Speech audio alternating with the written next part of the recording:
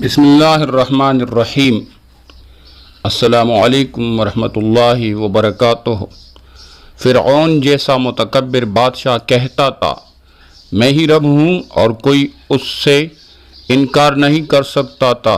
उसके घर में बांदी का मुसलमान होना उसकी अना को ठेस पहुँचता था। उसकी दो बेटियाँ थी। फ़िरऔन ने उनको पकड़वा लिया, तेल को आग पर खूब गर्म किया, तेल खोलने लगा। बांदी से कहा कि मुझे रब मानती हो कि मूसा के रब को रब मानती हो? बांदी ने जवाब दिया, मूसा अलैहिस्सलाम के रब को रब मानती हूँ। फ़िरऔन ने कहा, पहले तेरी बेटियाँ फिर तू। उसने कहा, दो और होती वो भी कुर्बान कर देती, जो मर्जी कर लो। फ़िरऔन ने उसके टांगों से बच्ची को पकड़ा है, वो तड़प रही है और माँ से मदद की फरियाद कर रही थी।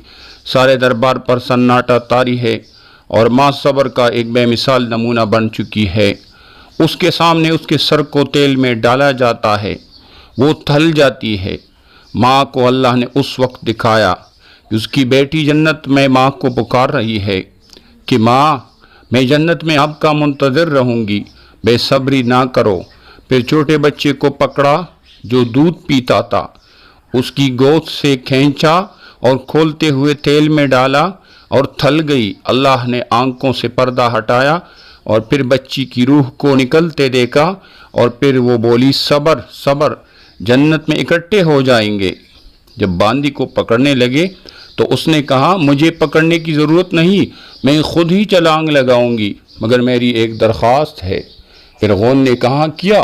बांदी ने कहा, जब मैं भी जल जाऊं तो हम माँ बेटियों को जुदा ना करना।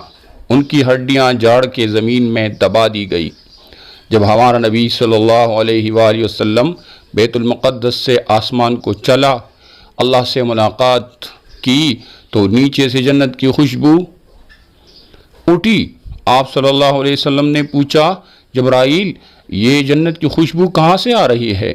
उन्होंने अर्ज़ किया, रसूलुल्लाह, फ़िरऔन की बांदी और उसकी बच्चियों की हड्डियाँ जहाँ दफन है वहीं से ये खुशबू आ रही है। सुभान अल्लाह। वस्सलाम। जहाँ रहो खुश रहो।